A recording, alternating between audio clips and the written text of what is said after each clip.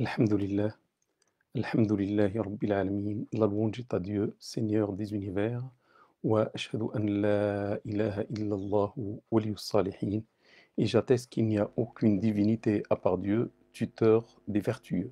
Wa ashhadu anna sayyidana wa habibana wa maulana Muhammadan Rasulullah as-sadiqul amin, et j'atteste que notre maître et bien-aimé Muhammad est l'envoyé de Dieu sincère et véridique. Sayyidi, Amir al-Anbiya, maître, émir des prophètes, sallallahu alayka adad nujum as-sama, que les prières de Dieu soient pour toi au nombre des étoiles du ciel, wa rimal as-sahra, et au nombre des sables du désert, wa awladi Adama wa Hawa, et au nombre de la descendance d'Adam et Ève. Amma ba'd, ayyuha al-ikhwatu wal-akhawatu fi l'islam, après ceci, mes frères, mes sœurs en islam, Ahbab al-Habib Muhammadin al-Mustafa, très cher ou bien-aimé Muhammad al-Mustafa, alayhi afdalus salati wa azka salam, pour lequel on demande les meilleures prières et les hautes salutations. D'ici 3 semaines à peu près, il y aura les résultats du bac de nos jeunes. Bien sûr, il faut savoir, mes frères et mes sœurs, qu'il y a 2 types de réussite. On peut réussir le bac, on peut réussir ses études, et c'est une très bonne chose, et c'est une chose nécessaire. Mais attention, ce n'est pas suffisant. C'est une chose nécessaire, mais non suffisante. Parce qu'il y a une réussite dans ce bas monde, il y a une réussite pour avoir son pain, pour avoir sa subsistance. Et comme ce qu'on a dit, c'est nécessaire. Mais il faut aussi, mes frères et mes sœurs, réussir dans l'éducation religieuse. Un enfant qui va réussir son bac, qui va réussir ses études, qui va devenir un médecin, qui va devenir un ingénieur, etc. Un ministre même, mais qui ne croit pas en Dieu, subhanahu wa ta'ala, alors que ses parents sont des musulmans. Son père s'appelle Ahmed, sa maman s'appelle Fatima. Il ne croit pas en Dieu, elle ne croit pas en Dieu. Ou bien il croit en Dieu et il vit, il mène sa vie comme il veut. Ça veut dire qu'il commet beaucoup de haram. Où est la réussite, mes frères et mes sœurs? Ça veut dire qu'il n'y a pas une réussite dans l'éducation religieuse, ça veut dire qu'il n'y a pas une réussite dans l'au-delà. Donc, je reviens pour dire, il est nécessaire de réussir dans les études scolaires pour avoir une position digne d'un musulman dans cette vie ici-bas. Mais n'oublions pas, la plus grande réussite doit être dans le domaine de l'éducation.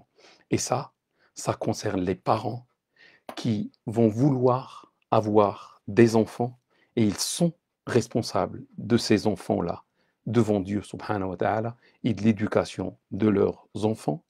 Et j'espère que vous allez m'accompagner jusqu'à la fin pour pouvoir peut-être dire un mot qui soulage certains pères ou certaines mères.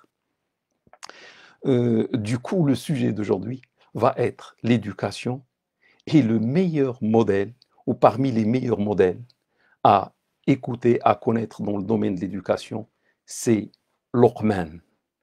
Que les salutations de Dieu soient pour lui.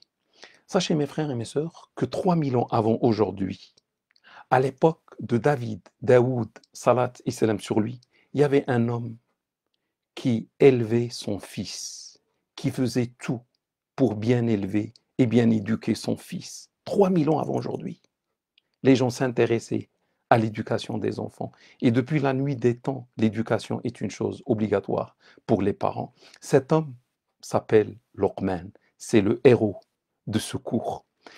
C'est l'un des vertueux auquel Dieu a accordé une sagesse, une hikmah.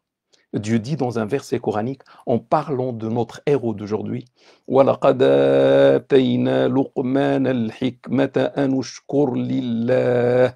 Nous avons certes apporté à Luqman la sagesse, sois reconnaissant à Allah. Donc Dieu subhanahu wa ta'ala lui a apporté la sagesse et l'ordre à côté, sois reconnaissant à Allah qui t'a donné cette sagesse. Parce que la sagesse, c'est une chose noble, c'est une chose rare, c'est une chose très, très, très importante. Elle sauve celui qui, bien sûr, a la sagesse. La sagesse est un immense bien. que Dieu accorde aux vertueux, aux grands vertueux parmi ses serviteurs et aux grandes vertueuses aussi. Dieu dit dans un verset coranique وَمَن يُؤْتَ الْحِكْمَةَ فَقَدْ أُوتِيَ خَيْرًا كَثِيرًا. Celui qui reçoit la sagesse a vraiment reçu un bien énorme. C'est un verset coranique. Dieu, par la suite, a accordé une grande importance au testament luqmanique, au testament de Luqman.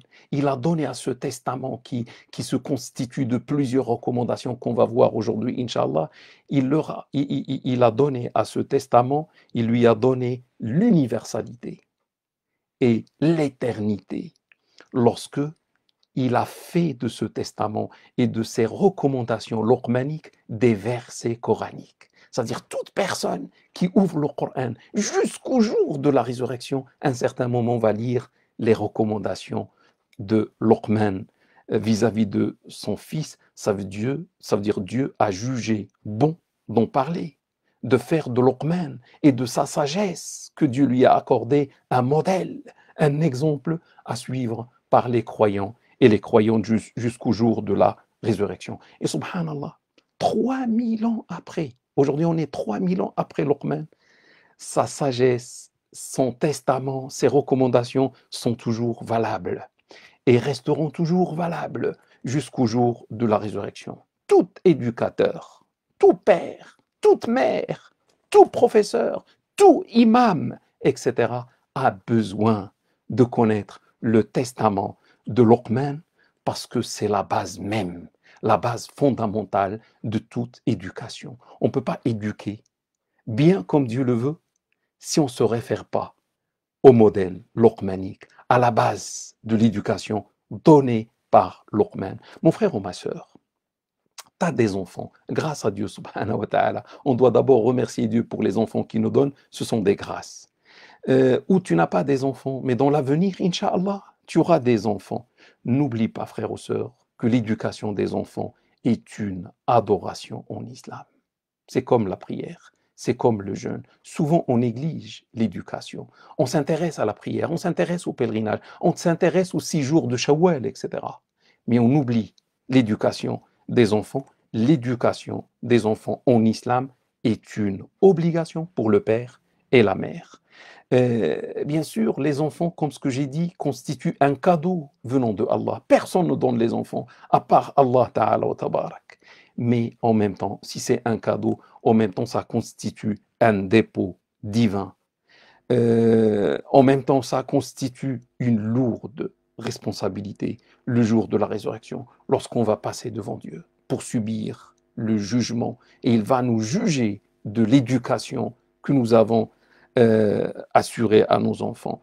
Le prophète sallallahu alayhi wa sallam dit dans un hadith, chacun de vous est responsable et chacun de vous sera interrogé à propos de sa responsabilité. Kullukum ra'a wa kullukum mas'oulun an ra'iyati. Chacun de vous, que tu sois père, que tu sois mère, etc., chacun de vous est responsable et chacun de vous sera interrogé à propos de sa responsabilité, unanimement authentique, Bukhari et Muslim.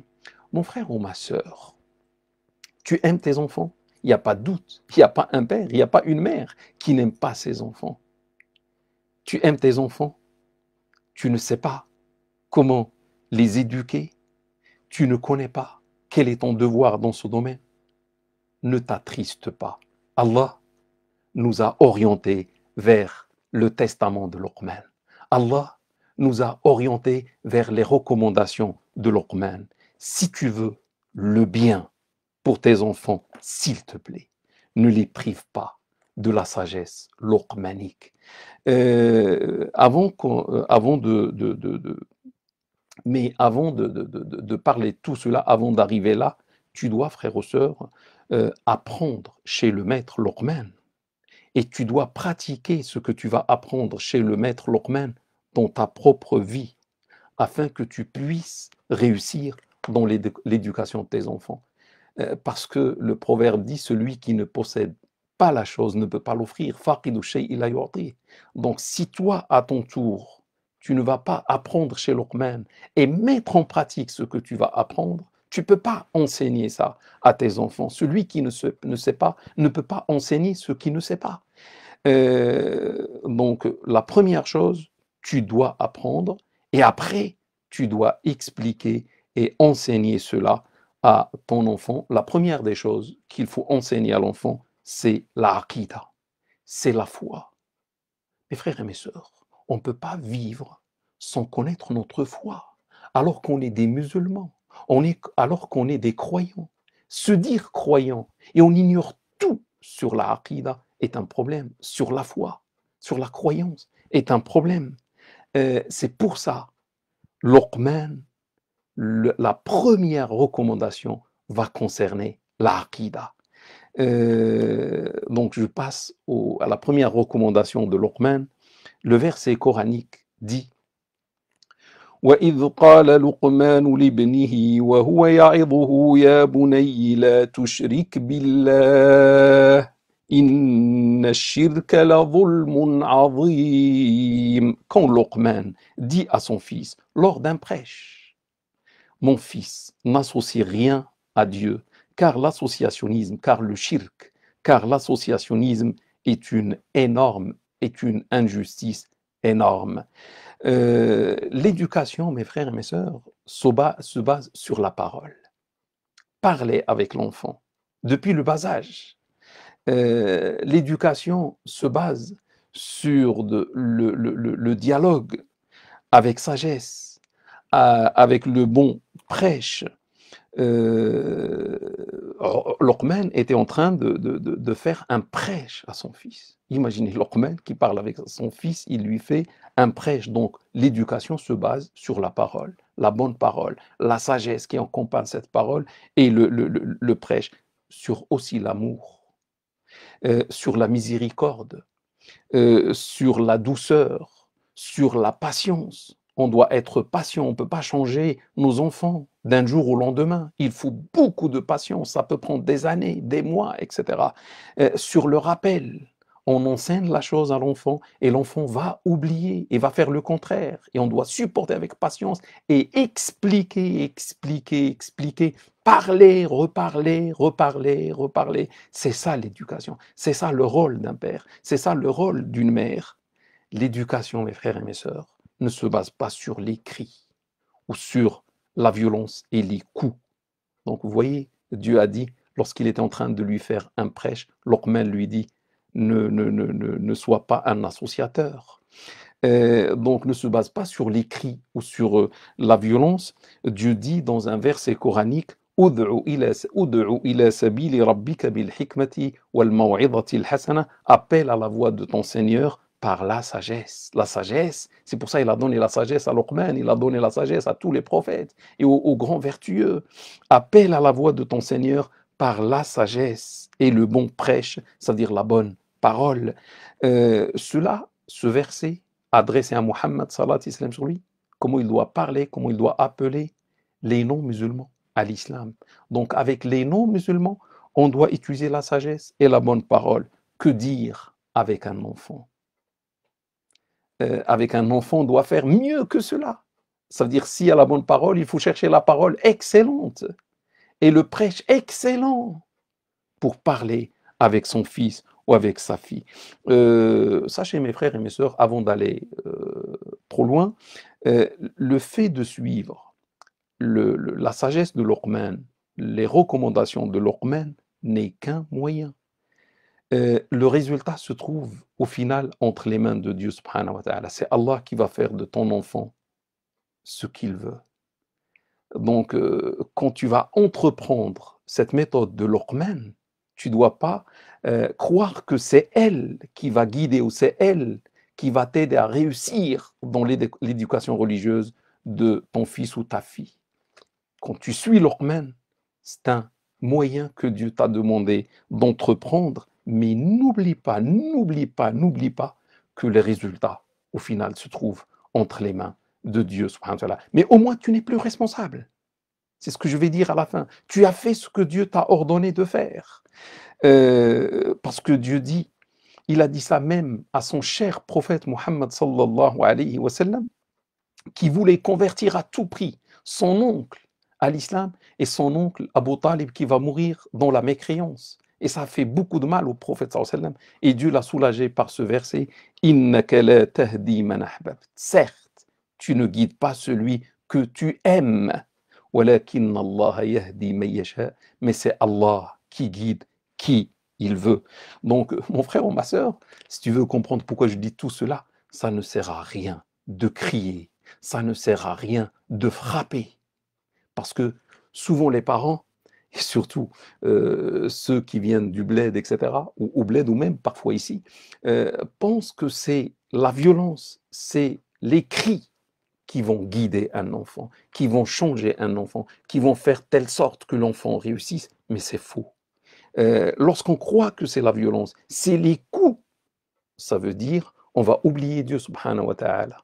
Dieu n'a pas demandé d'utiliser cette méthode, la violence. Dieu aime la douceur, c'est l'infiniment doux. Et il aime la douceur, comme ce qui est dit dans un hadith, dans tous les domaines, même dans l'éducation. La douceur, l'amour, la miséricorde, la bonne parole, la patience, le rappel. C'est avec ça qu'on arrive à réussir dans l'éducation de nos enfants, mes frères et mes sœurs. Celui qui croit que la violence va servir à quelque chose dans l'éducation et va utiliser ce moyen, il s'éloigne de la méthode voulue par Dieu, de la méthode de Luqman, de la bonne parole, etc. Donc, lorsqu'on va croire à ce moyen de la violence, comme si on ne croit plus à Dieu, subhanahu wa ta'ala, comme si on s'éloigne de ce que Dieu veut, et on va croire, ce qui est grave, on va croire que c'est la violence qui va changer l'enfant. C'est la violence qui va faire d'une fille ou d'un garçon un vertueux. Mais Allah, c'est Allah qui fait, c'est pas la violence.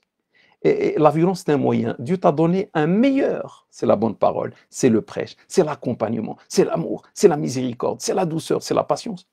Mais tout ça, ce ne sont que des moyens. Mais au final, c'est Allah qui fait ce qu'il veut. Donc pourquoi crier? Pourquoi s'énerver? Pourquoi frapper? Le problème, mon frère ou ma sœur, c'est que on peut avoir un croyant, mais en même temps un associateur. Ça, c'est grave. On peut avoir un croyant, une croyante, mais en même temps, ce croyant pratique quelque chose qui s'appelle l'associationnisme, le shirk. Je vous donne un exemple. Les gens de la Mecque, les associateurs de l'époque du prophète sallam, tous étaient des croyants en Dieu. Si on leur dit qui a créé les cieux et la terre, ils disent c'est Allah. Donc ils croyaient en Allah. Il y avait la foi, il y avait la croyance. Mais le problème, à côté, ils adoraient les idoles. Il y avait de l'idolâtrie.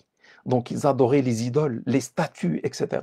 Ça veut dire ils associaient à Allah d'autres divinités. Et ça s'appelle l'associationnisme, le shirk. Dieu dit dans un verset coranique la plupart d'entre eux ne croient en Allah qu'en étant associateurs, ça veut dire en même temps. Donc vous voyez, il y a la foi, mais il y a l'associationnisme à côté. En suivant mon frère ou ma sœur, la méthode de Luqman, tu vas faire de ton enfant un unificateur qui unifie Dieu sans tomber dans l'associationnisme, comme Dieu l'a voulu. N'oublions pas, frères ou sœurs, que l'associationnisme ou bien le shirk existe sous deux formes, sous deux types. Un associationnisme majeur et un associationnisme mineur. Il y a deux, le plus grand et le plus petit. Le plus grand, c'est l'adoration carrément des idoles. C'est tomber dans l'idolâtrie. Adorer les idoles à côté de Dieu subhanahu wa ta'ala, et ça c'est la mécréance, c'est devenir mécréant. Et il y a l'associationnisme mineur, le prophète sallallahu alayhi wa sallam l'a appelé riya, ou bien le riya. Le riya est un grand péché, c'est pas de la mécréance, mais c'est un péché énorme, c'est parmi les péchés majeurs. C'est une sorte d'ostentation, vous allez comprendre petit à petit, mes frères et mes sœurs. Le prophète sallallahu alayhi wa sallam dit: la chose que je redoute pour vous le plus, la chose que je redoute pour vous le plus, c'est l'associationnisme mineur.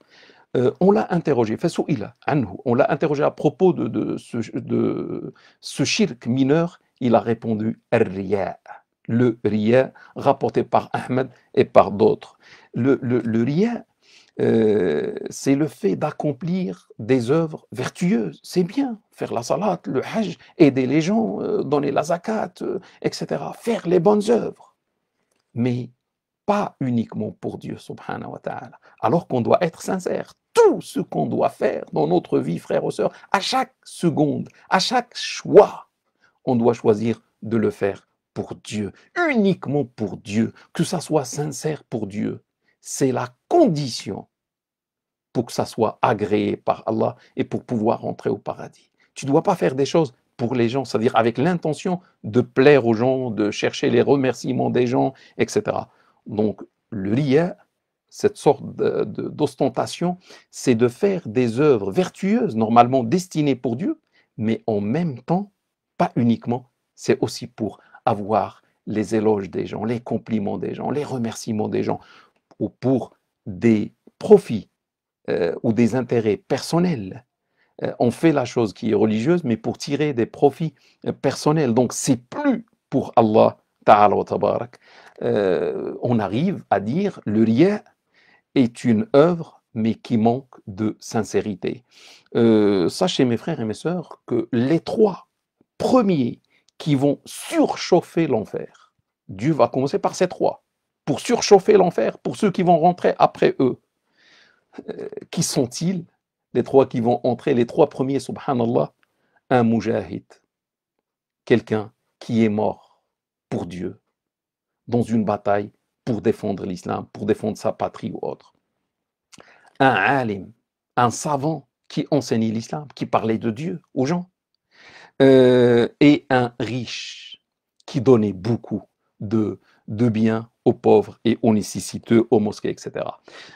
Chacun va dire à Dieu, lorsqu'il passe devant Dieu pour le jugement, va dire « j'ai fait ce que j'ai fait pour toi, Seigneur ». C'est-à-dire, le djihad que j'ai fait, c'était pour toi. Je suis tombé mort, martyr, shahid, pour toi, Seigneur. L'autre, le savant, va dire « j'ai appris la science et je l'ai enseignée pour toi, Seigneur ». Et l'autre va dire « j'ai donné de toutes sortes d'aumônes pour toi, Seigneur, dans tous les domaines du bien, pour te plaire, pour te satisfaire. » Et Dieu, qui sait tout, va dire à chacun des trois, tu as menti, tu es en train de mentir, c'est du mensonge. Tu l'as fait pour qu'on dise de toi, au premier le mujahid, pour qu'on dise de toi courageux.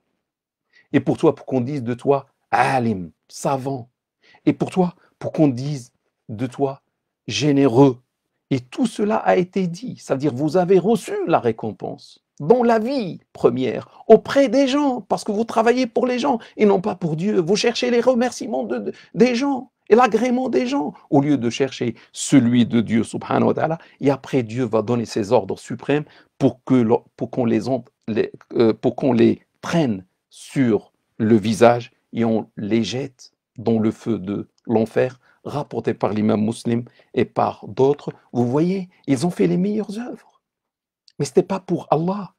Mon frère ou ma sœur, il est de ton devoir de purifier le cœur de ton enfant de l'associationnisme, du shirk, parce que Allah ne le pardonne pas. S'il y a une chose que Dieu ne pardonne pas, c'est le shirk, l'associationnisme. Dieu dit dans un verset explicite, clair, Inna Allah la yaghfiru an yushraka bih wa yaghfiru ma duna dhalika liman yasha. Certes, Allah ne pardonne pas qu'on lui donne des associés. Vous voyez, les associés, l'associationnisme, le shirk, Dieu ne le pardonne jamais.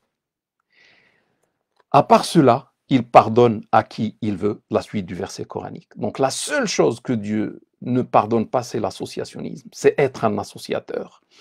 En principe, mes frères et mes sœurs, l'individu, chacun de nous, doit être un serviteur à 100% de Allah, un serviteur pour Allah, un adorateur pour Allah. On ne doit pas adorer d'autres choses. Dieu nous a créés pour sa propre adoration et pas pour adorer des créatures. Ça, c'est l'associationnisme. Mais l'islam nous dit, l'islam nous surprend. Il nous dit, il y a celui qui devient un serviteur de shaitan, il y a celui qui devient un adorateur du shaitan. Ibrahim, salat et salam sur lui, le grand prophète Abraham dit à son père, Ya abati la ta'budi shaytan, ô cher père, n'adore pas le shaytan, n'adore pas le diable. Donc on peut devenir un adorateur du diable, un serviteur du diable, ou bien un adorateur de la passion. Dieu dit dans un verset coranique, as-tu vu celui qui fait de sa passion son propre Dieu? On peut adorer notre propre passion à la place de Dieu. Il y a celui qui est un serviteur de la vie ici-bas. Il adore la vie ici-bas, les biens de la vie ici-bas. Il y a celui qui est un adorateur, un serviteur des désirs. Il y a l'autre qui est un serviteur de l'argent, des biens. Le prophète sallallahu alayhi wa sallam dit, Taïsa abdud dinar ou abdud dirham, malheureux soit le serviteur ou l'adorateur du dinar ou du dirham. Aujourd'hui, ça peut être du dollar ou de l'euro, rapporté par l'imam Al-Bukhari. Tout cela, mes frères et mes sœurs, s'oppose à la servitude véritable, sincère, pour celui qui la mérite, et c'est Allah Ta'ala wa Tabarak. Celui qui va pratiquer une telle servitude, en dehors de Allah, pour le diable, pour les biens, pour la passion, pour les désirs, pour l'argent, etc. Le mot cher qu'il répète, La ilaha illallah, il n'y a aucune divinité à part Allah, n'a plus de sens, parce qu'il a d'autres divinités qu'il adore à côté de Dieu, subhanahu wa ta'ala. N'oubliez pas, frères ou sœurs, que la véritable adoration, la véritable servitude au Créateur libère de toute adoration, servitude vis-à-vis des créatures. Si tu veux connaître, frère ou sœur, es-tu un serviteur, un adorateur uniquement de Dieu, c'est-à-dire il y a la sincérité 100%, comme ça, Inch'Allah, tu entreras au paradis. Est-ce qu'on est sincère? Est-ce qu'on est mukhlis? Est-ce qu'on a l'ikhlas, la sincérité? Réponds à cette question. Je t'aide en te posant cette question. Réponds à cette question. Est-ce que, frère ou sœur, tu fais dans ta vie tout ce que tu aimes? Ou bien, est-ce que tu fais uniquement ce que Dieu aime? Est-ce que dans ta vie, tous les jours, tu fais ce que tu veux, ce que tu aimes? Ou est-ce que chaque jour, tu ne fais que ce que Dieu aime? La réponse à cette question va te dire, est-ce qu'on est sincère ou pas? Allah, ton maître, notre maître, créateur, nous a créés pour un but. C'est l'adoration, comme ce qu'on va voir plus tard. Donc, si tu fais tout ce que tu aimes, c'est-à-dire que c'est un problème. Si tu fais que ce que Dieu aime, ça veut dire que tu aimes Allah, tu adores Allah et tu ne fais que ce que Dieu aime, donc tu es sincère. Sinon, on doit faire le repentir avant que ça soit trop tard. On doit nous corriger. Peut-être quelqu'un va s'interroger, ce quelqu'un, ça peut être l'enfant qu'on est en train d'éduquer. Pourquoi l'associationnisme est une grande injustice? Dieu dit pour donner la réponse, on va passer au deuxième testament, à la deuxième recommandation de Luqman, c'est le verset coranique. Ya bunayyi innaha in taku mithqalu habbatin min khardalin fatakum fi sakhra. فتكن في صخرة أو في السماوات أو في الأرض يات بها الله إن الله لطيف خبير. Ô mon cher fils, quand ce ne serait que le poids d'un grain de moutarde, un atome invisible, que ce soit au sein d'une roche, ou dans les cieux, ou dans la terre, Allah le fera venir. Dieu est parfaitement doux et connaisseur. Là, Luqman a rappelé à son fils deux attributs de Dieu, subhanahu wa ta'ala, à savoir la science. Dieu sait tout. Et la capacité, Dieu est capable de tout faire. Dieu a plusieurs attributs. Parmi les attributs de Dieu, subhanahu wa ta'ala, se trouve la science, subhanallah. Subhan. Gloire et pureté à Dieu. Il sait tout, sur tout, à n'importe quel moment, à n'importe quel lieu de l'espace. La ilaha illallah. Il est capable de tout faire. La ilaha illallah. Ces deux attributs, personne ne peut les avoir. Aucun, en dehors de Dieu, ne peut tout savoir et tout pouvoir. Ça veut dire être capable de tout faire, à part Allah. Donc si on regarde, mes frères et mes sœurs, dans l'univers entier, personne ne sert à être un associé à côté de Dieu. Personne ne peut être un égal à Dieu subhanahu wa ta'ala, dans les cieux et dans la terre, ni un être humain, ni un djinn, ni un ange. La ilaha illallah. Il n'y a pas un autre Dieu. Donc comment pouvons-nous mettre à côté de Dieu un autre faux Dieu? C'est de l'injustice, c'est de l'associationnisme, c'est du shirk, c'est associer à Dieu une autre divinité qui est fausse. Dieu n'aime pas ça, Dieu ne pardonne pas ça, c'est l'injustice majeure. Personne, mes frères et mes sœurs, ne peut faire venir un grain, un atome caché dans les cieux. La ilaha illallah. Donc si personne ne peut ramener ce grain qui est caché dans les cieux, donc comment pouvons-nous choisir parmi les créatures incapables, faibles, infiniment faibles, quelqu'un qui va être un associé égal à Dieu subhanahu wa ta'ala? Ça, c'est la grande injustice à l'égard de notre Créateur, à l'égard de Dieu, c'est-à-dire on le sous-estime. La ilaha illallah, il n'y a aucune divinité à part Allah. Ça, c'est la première aqida, c'est la première chose, c'est la aqida, c'est la croyance, c'est le dogme musulman qu'il faut enseigner depuis le bas âge à nos enfants, fils ou filles. Mes frères et mes sœurs, pour expliquer cela, si vous permettez, je vais vous prendre et faire avec vous une petite visite de l'univers. Nous vivons, frères ou sœurs, dans un système qui s'appelle le système solaire. C'est le Soleil, entouré de 8 planètes. Notre système solaire, subhanallah, bon, avant peut-être de parler de la suite, je vous donne seulement une petite information. Sachez que notre système solaire, le Soleil et les planètes qui tournent autour, supposons c'est ça, ça c'est rien, supposons c'est ça, sachez que de là à là, il y a 9 milliards de kilomètres, de bout en bout de notre système solaire. 9 milliards de kilomètres. Pour vous donner une idée, il nous faut 90 000 années pour aller de bout en bout de notre système solaire. C'est-à-dire jamais on ne peut rêver de quitter le système. On est emprisonné dans ce système solaire, là où il y a le Soleil et les 8 planètes autour, dont une s'appelle notre chère et mère, la Terre, que Dieu a choisi pour nous, là où il y a la vie. La ilaha illallah.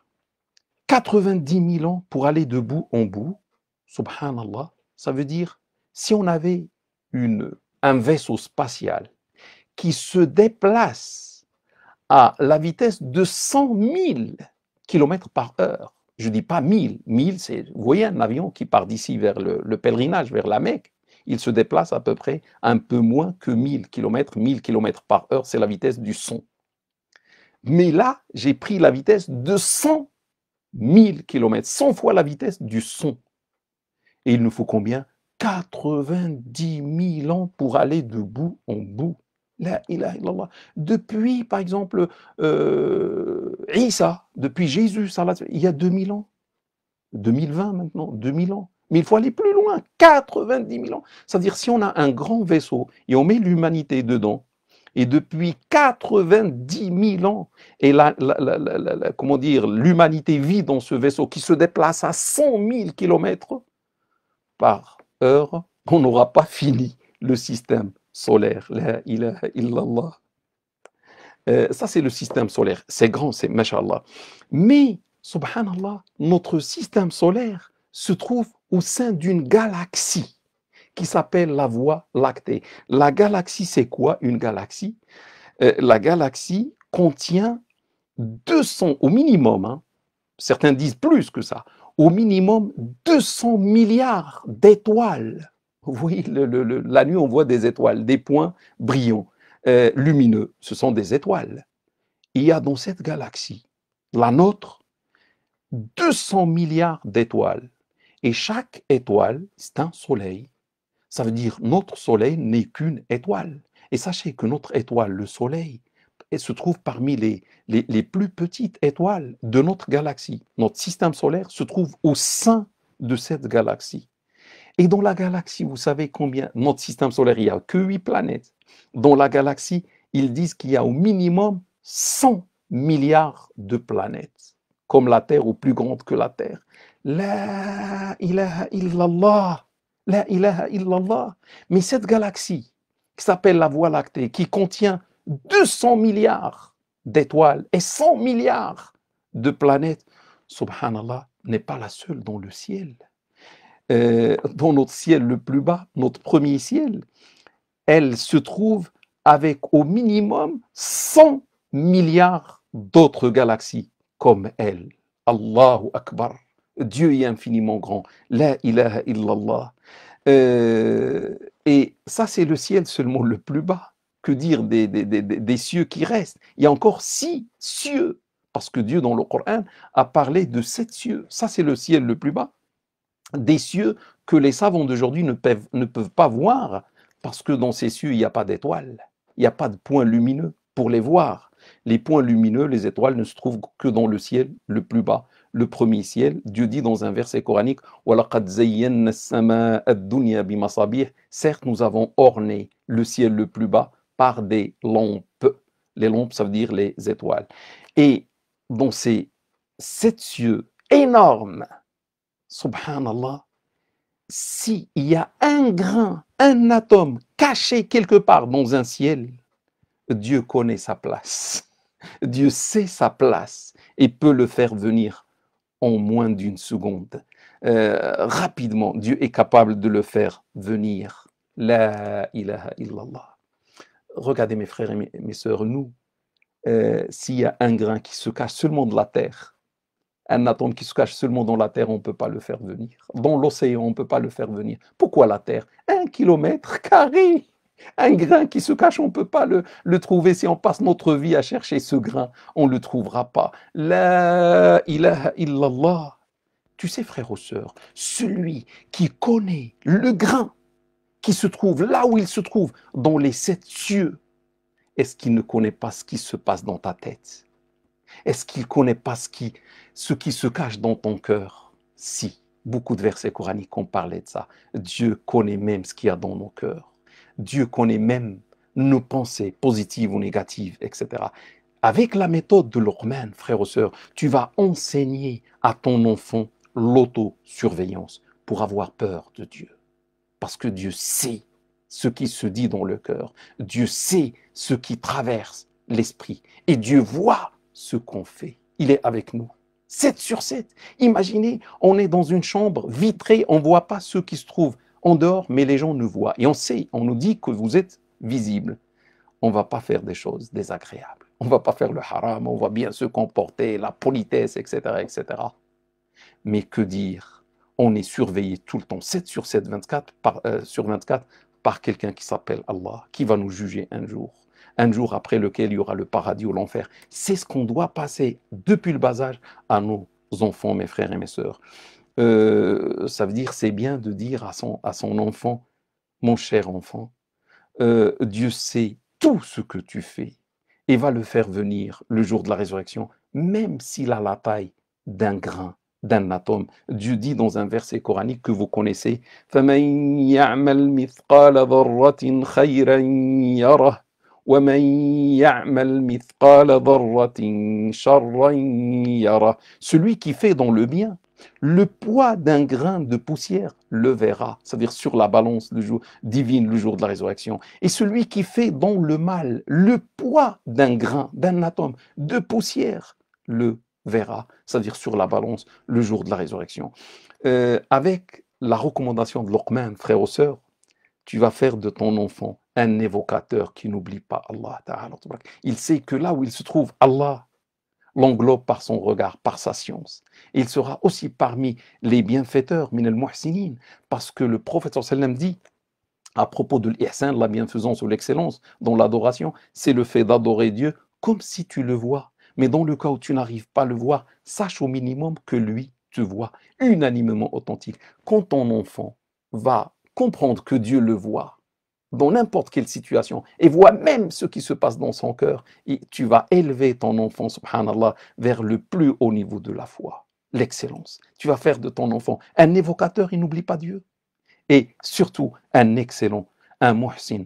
Le maximum de la servitude, c'est que le serviteur ressente que son maître, Allah, est avec lui, le voit, ne le quitte pas, même pas une seconde, le voit et l'entend pendant toute sa vie. Si ton enfant atteint ce degré-là, de ce haut niveau de la foi et de l'excellence, mes frères et mes sœurs, félicitations à toi, frère ou sœur. Tu as réussi l'éducation de ton enfant. Ton enfant ne va pas faire le haram, même lorsqu'il est seul, même lorsqu'il est loin de toi de 1000 kilomètres, il ne va pas faire le haram, parce que tu lui as donné la bonne éducation. Même si tu meurs, frère ou sœur, un jour, il ne va pas faire le haram. Félicitations à toi pour ton enfant qui est devenu parmi les excellents. Ce haut niveau de la foi n'est pas suffisant.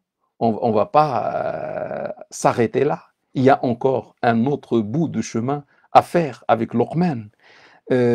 Parce que si on fait de notre enfant un croyant, une croyante, il y a autre chose qui attend, l'œuvre. L'enfant ne doit pas seulement croire et s'arrêter, mais il doit faire les bonnes œuvres. Et quelle est l'œuvre qu'il faut faire? Luqman donne comment dire, ou bien Dieu donne ça, l'œuvre la donne dans un verset coranique. Je n'ai créé les djinns et les humains que pour qu'ils m'adorent. L'œuvre, c'est l'adoration de Dieu. Pourquoi tu es dans ce monde? Pourquoi tu es dans ce beau et magnifique et immense royaume de Dieu? Pour que tu adores Dieu. Non pas pour adorer d'autres divinités avec Dieu, les biens, le shaitan, la passion, les désirs haram, etc. Non, pour que tu adores uniquement Dieu. C'est ça l'œuvre. Et là arrive la troisième recommandation de Luqman pour son fils. Ya bunayyi aqimis salah. Oh mon fils, accomplis la prière. Luqman n'a pas dit à son fils, oh mon fils, prie. Il y a une différence entre mon fils prie et mon fils ou ma fille accomplit la prière. Parce que le prieur peut commettre le haram. On voit des prieurs, que Dieu nous guide, que Dieu nous pardonne, que Dieu nous montre le bon chemin, etc. Que Dieu augmente notre foi et notre ihsan, etc. On voit le prieur qui commet le haram, qui fait le haram. Donc, Luqman n'a pas voulu faire de son fils un fils qui prie. Non, il a voulu faire de son fils un fils qui accomplit la prière. Ça veut dire sa prière est complète et non pas incomplète. Accomplis la prière. Que ta prière, fais la prière, mais que ta prière soit complète. Ça veut dire quoi une prière complète? Ça veut dire avec toutes ses conditions, avec tous ses piliers. Sachez, ça c'est le fiqh, et c'est pour ça qu'il faut apprendre l'islam, il faut connaître la religion. Il y a un domaine qui s'appelle le fiqh, comment adorer Dieu. Et lorsqu'on arrive à ce domaine, on nous dit que la prière a des conditions. Si on pose la question aujourd'hui aux musulmans, quelles sont les conditions de la prière? Je ne sais pas. Est-ce que beaucoup vont pouvoir répondre? Les piliers, la prière a des piliers. Sans ces piliers, la prière est caduque. Sans les conditions, la prière est caduque. Et après, il y a le recueillement. Il y a le cœur qui doit être avec Allah pendant la prière. La salat complète, qui est valide, incha'Allah, protège le prieur de tomber dans le haram. Subhanallah, quand tu pries, quand tu accomplis la prière, tu as une protection divine. C'est la prière qui va te protéger de tomber dans le haram. Dieu dit dans un verset coranique, notre maître créateur, Inna as-salata tanha 'anil fahsha'i wal munkar. Certes, la salat détourne, la prière détourne des actes immoraux et blâmables. Donc, la prière t'éloigne, frère ou sœur, inconsciemment. Elle va t'éloigner de tout ce qui est haram, tout ce qui est immoral, ou bien blâmable. Le prieur, frères et sœurs, regardez bien, le prieur qui commet le haram, ça veut dire sa prière n'est pas complète. C'est-à-dire sa prière est incomplète. Parce que Allah, qui dit la vérité, qui ne ment pas, a dit, certes, la salat détourne des actes immoraux et blâmables et haram, etc. Si quelqu'un prie et malgré ça il fait le haram, ça veut dire sa salat n'est pas complète. Ça veut dire il prie, mais il n'accomplit pas la prière. La salat, mes frères et mes sœurs, est un rendez-vous en direct, en live, avec Allah Ta'ala wa Tabarak. Subhanallah, gloire et pureté à Allah. Tu veux être avec Allah? Tu veux être avec le roi des rois, le tout-puissant? Rentre dans la prière et accomplis la prière. Et tu seras avec Allah. Et te voici avec Allah. Dis-lui ce que tu veux. Dis-lui dans ce que tu souffres. Et il t'écoute. Il va venir à ton aide. Ce rendez-vous, subhanallah, regardez la générosité de Dieu, se renouvelle 5 fois par jour, 5 obligations par jour. Dieu a voulu, nous a donné par jour 5 rendez-vous. La salat, mes frères et mes sœurs, est une ascension du serviteur. Sachez que la salat a été prescrite lors de l'ascension du prophète au-dessus des 7 cieux. Et c'est là-bas où Dieu a prescrit la salat à notre maître Muhammad sallallahu alayhi wa sallam. Ça veut dire la salat pour chaque musulman est une ascension. Elle t'élève au-dessus des cieux. Elle te fait rapprocher de ton maître, Allah. Surtout lorsque tu poses le front sur le sol, par humilité, par servitude devant celui qui mérite cela, qui est Allah, qui sait tout et qui est capable de tout. La ilaha illallah, Dieu dit dans un verset coranique, il parle avec notre maître Muhammad sallallahu alayhi wa sallam, wasjud waqtarib, prosterne-toi et rapproche-toi. C'est-à-dire avec la prosternation, dans le sujoud, dans la prosternation, c'est là où on est le plus proche de Dieu, comme l'a dit un hadith de notre maître, le prophète sallallahu alayhi wa sallam. Mes frères et mes sœurs, le recueillement, le khushu', dont la salat est un chemin vers le paradis, vers le firdaus, vers le succès, comme l'a dit un verset coranique, le premier du chapitre, les croyants. Abandonner la salat, négliger la salat est un chemin de l'échec et de l'enfer même. Dieu dit dans un verset coranique que lorsque les gens du paradis vont entrer au paradis, ils vont interroger les criminels, ceux qui ont commis le crime, ceux qui se trouvent en enfer. Et la question sera la suivante. Qu'est-ce qui vous a fait entrer dans Saqar? Saqar ou Sakar, c'est un nom parmi les noms de l'enfer. Et parmi un coin où il y a un châtiment parmi les plus durs, les plus forts. Ils dirent, les criminels, ils dirent, nous ne faisions pas partie des prieurs. Donc quand on abandonne la prière, quand on néglige la prière, quand on ne fait pas bien la prière, pas à l'heure, avec les conditions, avec les piliers, etc., c'est le chemin de l'échec. La salat est le pilier central de la religion et de la foi. Et c'est pour ça Luqman n'a pas dans son prêche, dans ses recommandations, n'a pas dit à son fils, fais la salat, fais le jeûne, fais le hajj, le pèlerinage, acquitte la zakat. Non, non, il n'a pas dit ça. Il s'est contenté de dire la salat, parce que celui qui accomplit la salat, sûr et certain, qui accomplit, pas qui prie, qui accomplit la salat, sûr et certain, accomplira toutes les autres adorations. Donc il ne lui a pas dit jeûne le ramadan, il ne lui a pas dit fais le pèlerinage, parce qu'il y a celui qui jeûne mais qui ne prie pas. Il y a celui qui fait le pèlerinage mais qui ne prie pas ou qui n'acquitte pas la zakat. Par contre, celui qui accomplit la salat, tu vas voir qu'il jeûne, il acquitte la zakat et qu'il fait le ramadan, il fait même au-delà de cela beaucoup de bonnes actions. Qu'est-ce qu'on fait, mes frères et mes sœurs? Ton enfant, machallah, il est devenu parmi les excellents, les évocateurs, et maintenant parmi les prieurs. Il prie, il accomplit la prière. Est-ce qu'on s'arrête là? Non, Luqman ne s'arrête pas là. Regardez, subhanallah, ce Luqman, ce magnifique, ce sage, comment il a éduqué son enfant. Il a voulu faire de son enfant le meilleur. Là arrive le quatrième testament, la quatrième recommandation. وَامُرْ بِالْمَعْرُوفِ وَانْهَ عَنِ الْمُنْكَرِ ordonne le convenable, ô mon cher fils, ordonne le convenable et déconseille le blâmable. Ça veut dire, tu ne peux pas, frère ou sœur, être un véritable croyant que lorsque tu vas aimer le bien pour les serviteurs de Dieu. Les autres qui sont autour de toi, avec toi que tu vois tous les jours, ils sont venus de Mars? Non, ils sont tes frères.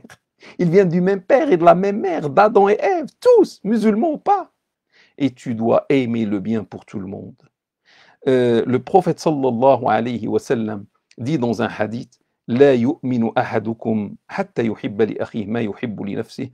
L'un de vous ne peut être un croyant que lorsqu'il aime pour son frère ce qu'il aime pour sa propre personne, unanimement authentique. Donc, enseigne à ton enfant, frère ou sœur, d'être un enfant ou d'être quelqu'un qui est actif dans sa société, plutôt dans sa communauté aussi, qui aime le bien à la fois pour la société dans laquelle il vit. Parce que s'il n'y a pas le bien dans la société, il y a le mal, tout le monde va prendre, tout le monde va payer cher. La société, c'est un bateau. S'il est sauvé, on est tous sauvés. Et si le bateau, prend l'eau, tout le monde va mourir. Donc, qu'il aime le bien pour toute la société.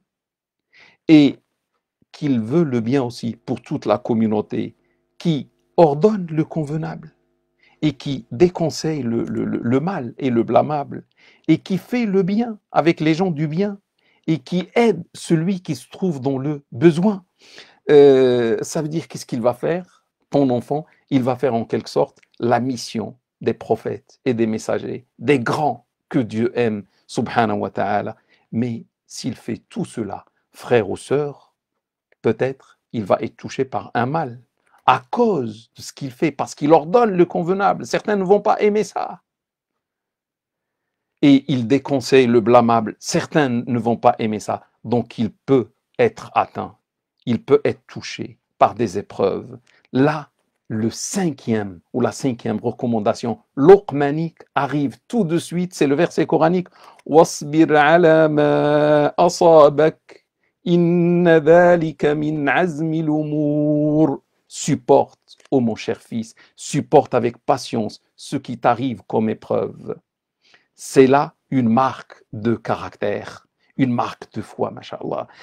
Mon frère ou ma sœur, apprends, s'il te plaît, à ton enfant la patience devant les épreuves générales comme la mort, comme la maladie, comme le manque de moyens, la baisse de la subsistance, etc.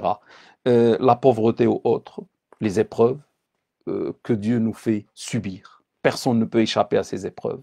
Ça, c'est les épreuves générales. Apprends, s'il te plaît, n'oublie pas ça. Apprends à ton enfant les épreuves générales. Et aussi les épreuves particulières qui peuvent venir à cause de ce qu'on fait. Ça veut dire ordonner le bien et déconseiller le blâmable, etc. On peut être touché par d'autres épreuves. Et on doit supporter, dans les deux cas, avec patience. Explique à ton enfant la sagesse qui se trouve derrière les épreuves, la sagesse qui est basée sur l'amour mutuel entre Allah et son serviteur. Le prophète sallallahu alayhi wa sallam dit إِذَا أَحَبَّ اللَّهُ قَوْمًا إِبْتَلَاهُمْ. Quand Dieu aime un peuple, il les éprouve, rapporté par Tirmidhi, par Ahmed. Donc l'épreuve qui touche l'un de nous n'est qu'une marque d'amour, n'est qu'un signe, un symbole qui indique l'amour de Dieu subhanahu wa ta'ala pour son serviteur. Dieu veut voir combien son serviteur l'aime. Dieu veut mesurer le niveau de l'amour de son serviteur pour lui, pour Allah Ta'ala wa Tabarak. L'amour, ça veut dire combien il va supporter, à quel niveau il va supporter l'épreuve venant de Allah Ta'ala wa Tabarak. Parce que l'épreuve ne vient que de la part de Dieu Subhanahu wa Ta'ala, et c'est bien d'expliquer ça à l'enfant. Toute épreuve ne vient que de la part de Allah. La ilaha illallah. Il n'y a aucune autre divinité dans le royaume de Dieu qui fait venir les épreuves, à part Allah Ta'ala wa Tabarak. Et en principe, le croyant aime son Seigneur plus que tout le reste, Dieu dit dans un verset coranique à propos des croyants, وَالَّذِينَ آمَنُوا أَشَدُّ حُبًّا لِلَّهِ. Or, ceux qui ont cru ont pour Dieu un bien plus grand amour. Donc, l'épreuve n'est qu'un test de l'amour, un test de la foi. Or, si on a la foi, on a l'amour. Donc, c'est un test. Au lieu de la foi, on peut dire de l'amour aussi. Si le serviteur réussit lors de l'épreuve, supporte avec patience, avec agrément l'épreuve, félicitations à lui. Dieu dit dans un verset coranique, إنما يوفى الصابرون أجرهم بغير حساب. Les patients recevront leur salaire pleinement et sans compter, ou entreront au paradis sans jugement grâce à la patience. Dieu dit aussi dans un autre verset coranique, وَجَزَاهُمْ بِمَا صَبَرُوا جَنَّةً وَحَرِيرًا. En contrepartie de leur patience, il leur donna paradis et soie. En contrepartie de la patience, regardez la valeur et l'importance de la patience. La patience mène vers le paradis. Donc, mes frères et mes sœurs, la réussite, nous on s'intéresse seulement à la réussite au bac, la réussite dans les études, mais on oublie l'essentiel, la réussite dans les épreuves. La réussite lors de l'épreuve est une absolution du péché, est une élévation des degrés dans le paradis. L'épreuve, comme ce qu'on a dit un jour, est un mal en apparence, mais au fond est un immense bien. C'est un mal qui cache un immense bien. Si, mon frère ou ma sœur, ton enfant, masha'Allah, atteint ce haut niveau dans la foi, dans l'adoration, dans tous ces domaines-là, dans la patience, etc., qu'il se méfie de l'orgueil. Il risque de devenir orgueilleux par rapport aux autres qui n'ont pas atteint ce niveau. Peut-être il va se sentir qu'il est meilleur que les autres musulmans, que les autres croyants. Et là, Luqman vient avec sa sixième, on a dit il y a 7 recommandations, avec sa sixième recommandation. وَلَا تُصَاعِرْ خَدَّكَ لِلنَّاسِ. Ne détourne pas ton visage des gens. Les gens parlent avec toi, toi tu tournes le visage par orgueil. وَلَا تَمْشِ فِي الْأَرْضِ مَرَحًا. Ne marche pas sur terre avec arrogance. Ne sois pas un orgueilleux. إِنَّ اللَّهَ لَا يُحِبُّ كُلَّ مُخْتَالٍ فَخُورٍ. Dieu n'aime pas tout être plein de suffisance et de vantardise. Dans le même sens, le prophète sallallahu alayhi wa sallam nous dit لا يدخل الجنة من كان في قلبه مثقال ذرة من كبر. N'entrera pas au paradis celui qui a dans le cœur le poids d'un atome d'orgueil, rapporté par l'imam Muslim, n'entrera pas au paradis. Celui qui a dans le cœur le poids d'un atome d'orgueil, pas des kilos ou des tonnes d'orgueil, non, le poids, un atome d'orgueil, la personne n'entrera pas au paradis.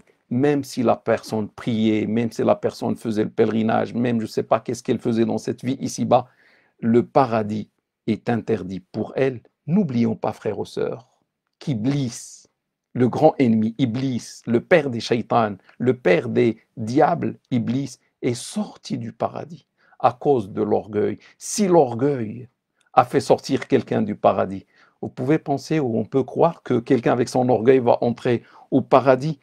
Donc, enseigne toujours à ton enfant l'humilité et la modestie, parce qu'avec l'humilité et la modestie, il entrera au paradis. Les deux constituent un chemin, l'humilité et la modestie constituent un chemin qui mène vers le paradis. Et là, Luqman finit ses conseils, finit ses recommandations avec la 7e. Et avec cette 7e, je vous libère, Inch'Allah. Il dit وَقَصِدْ فِي مَشْيِكَ. Sois modéré dans ton allure. وَغْضُضْ مِنْ صَوْتِكَ. Et baisse ta voix. إِنَّ أَنْكَرَ الْأَصْوَاتِ لَصَوْتُ الْحَمِيرِ. Car la plus détestée des voix, c'est bien la voix des ânes. Je ne sais pas, est-ce qu'un jour vous avez vu l'âne, comment il crie, etc. Et Dieu, ou Luqman dit dans un verset coranique, qui se trouve dans le Coran de notre Seigneur Allah Ta'ala wa Tabarak, car la plus détestée des voix, c'est bien la voix des ânes. Donc enseigne, frères et sœurs, à ton enfant d'être modéré dans sa marche, dans sa vitesse de marche, dans sa parole, dans le volume de sa voix et de sa parole, etc. Pourquoi? Parce que tout simplement, frères et sœurs, on fait partie de la communauté de l'islam qui s'appelle la communauté du juste milieu. Ce comportement d'être modéré, d'être dans le juste milieu, va l'aider, va aider ton enfant dans beaucoup de domaines dans sa vie, de telle manière qu'il va être modéré, par exemple dans sa gestion de l'argent. Il ne va pas être un gaspilleur. Les gaspilleurs sont les frères du shaitan, d'après un verset coranique. Mais il ne va pas être avare non plus. Donc il va être dans un juste milieu, le milieu de la modération. Dans l'utilisation du temps aussi. Il ne va pas perdre le temps dans des choses futiles. Ou autres. Donc il va trouver un juste milieu, comment utiliser le temps, etc. Si tu peux, frère ou sœur, élever ton enfant à ce haut niveau, il va être un unificateur, et c'est pas fini, il va être aussi un unificateur, c'est-à-dire un croyant unificateur, bienfaiteur, excellent, évocateur, adorateur, appelant à Dieu, il leur donne le bien, etc. Réformateur, patient, il supporte avec patience les épreuves, humble, modeste, poli, du juste milieu, modéré dans tout ce qu'il fait. Félicitations, félicitations, félicitations à toi, frère ou sœur. Tu as réussi dans l'éducation de ton enfant. Sûr et certain, ton enfant, Inch'Allah, sera parmi les serviteurs de Dieu. Les vertueux, les grands vertueux, ceux qui ont réussi dans cette vie ici-bas et dans l'au-delà. Ces serviteurs auxquels Dieu va dire, auxquels on va dire le jour de la résurrection, Ya ibadi la khawfun alaykum al-yawma wa la antum tahzanoun. Ô mes serviteurs, nulle crainte ne vous accable aujourd'hui et nul chagrin ne vous afflige. Ça veut dire le jour de la résurrection, ils ont réussi. Ils étaient excellents dans tous les domaines, grâce à l'éducation bien sûr. Donc, tu as, frère ou sœur, réussi l'éducation de ton enfant, Masha'Allah, c'est une lourde responsabilité. N'oublie pas de remercier Dieu subhanahu wa ta'ala. N'oublie même pas de faire couler des larmes entre ses mains pour le remercier parce qu'il t'a aidé dans l'éducation de ton enfant et il t'a béni cette éducation. À la fin, je peux dire, peut-être quelqu'un va nous dire, après ces belles recommandations loqmaniques, mais mon frère, je n'ai pas éduqué mes enfants avec cette méthode. J'ai raté l'éducation. Je n'ai pas éduqué mes enfants avec cette méthode. Je te dis, frère ou sœur, pour te soulager, il n'y a pas un temps limite pour l'éducation. Bien sûr, la meilleure éducation, c'est celle qui a lieu pendant le bas âge. C'est là où on peut facilement éduquer les enfants.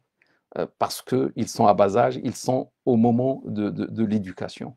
Mais l'éducation n'a pas de limite. Dans le temps, n'oublions pas que les compagnons ont embrassé l'islam à 40 ans. Et le prophète les a éduqués. N'oubliez pas que le prophète est devenu un messager à 40 ans aussi. Peut-être quelqu'un va dire, mais moi, je n'ai pas reçu cette éducation. Mes parents ne m'ont pas éduqué comme ça. Ils m'ont éduqué avec la violence ou je ne sais pas avec quelle autre méthode. La réponse, c'est pas grave. Oublie tes parents, que Dieu leur pardonne, que Dieu leur accorde sa miséricorde. Mais suis Luqman, suis l'éducation de Luqman, inscris-toi dans l'école de Luqman et applique ce que Luqman a dit à son fils. Applique toi-même, frère ou sœur, malgré l'âge que tu as, applique ce que Luqman a dit. Sois un bon croyant, évocateur, etc. Tout ce qu'on a dit. Si ton enfant a atteint ce haut niveau, c'est bien qu'il complète son éducation, peut-être lui-même, auprès du grand maître, Mohammed, salat et salam sur lui. Ce grand maître auquel Dieu a dit « Wa innaka la'ala khuluqin azim » certes, tu jouis d'une très haute moralité. Donc on a eu la base, mashallah, on peut maintenant s'inscrire chez le prophète sallallahu alayhi wa sallam pour parfaire notre éducation. La dernière chose, quelqu'un va me dire, j'ai éduqué mon enfant avec cette méthode, mashallah. Oui, avec cette méthode, j'ai éduqué mon enfant. mais il a suivi un autre chemin. C'est pas le chemin que j'aime, c'est pas le chemin que Dieu aime. Il s'est éloigné même de ce chemin, il fait le haram, elle fait le haram, etc. Je te dis, frère ou sœur, tu n'es pas responsable. Si tu as fait cette méthode de Luqman et tu l'as complétée par ce qu'a dit le prophète sallallahu alayhi wa sallam et par le Coran, etc., tu n'es pas responsable, frère ou sœur. Soulage-toi. Tu as fait ton devoir. Tu as fait ce que tu as pu. N'oublie pas ce verset coranique. Innaka la tahdi man ahbabt, walakinna Allah yahdi man yasha. Certes, tu ne guides pas celui que tu aimes, même si c'est un fils ou une fille chère à toi. Mais c'est Allah qui guide qui il veut. Tu as fait le moyen. Et on est responsable uniquement de faire le moyen. Le moyen, c'est l'éducation qu'on vient de souligner aujourd'hui. Et tu as fait ça. Félicitations à toi. Donc tu n'es pas responsable. Et le résultat du moyen ne se trouve pas entre tes mains. Se trouve entre les mains de quelqu'un qui s'appelle Al-Hadi, qui s'appelle Allah Ta'ala wa Tabarak. Donc, ne désespère pas, malgré tout. Invoque Allah, pleure entre les mains de Allah Ta'ala wa Tabarak, et un jour, il va guider ton enfant. Mes frères et mes sœurs, j'arrive à la fin. Barakallahu fikum pour le suivi. Et je fais un dua. Allahumma hdina fi man hadayt, wa afina fi man afayt, wa tawallana fi man tawallayt. Ya Rabbi, ya man la ilaha illa ant, barik a'malana kullaha. Allahumma mla' qalbana bimahabbatik, wa mahabbati nabiyyik, wa mahabbati kitabik. Allahumma aktubna min ibadika as-salihin, alladhina la khawfun alayhim wa la hum yahzanun. Allahumma a'inna ala tarbiyati awladina. Allahumma aslih awladana. Allahumma aslih banatina. برحمتك يا أرحم الراحمين واجعلنا جميعا هادين مهديين غير ضالين ولا مضلين يا رب بلغ صلاتنا وسلامنا إلى إمامنا وقدوتنا محمد صلى الله عليه وسلم وعلى آله وأصحابه أجمعين سبحانك اللهم بحمدك نشهد أن لا إله إلا أنت نستغفرك ونتوب إليك سبحان ربك رب العزة عما يصفون وسلام على المرسلين والحمد لله رب العالمين. Barakallahu fikum mes frères et mes sœurs. Wassalamu alaikum wa rahmatullahi ta'ala wa barakatuh.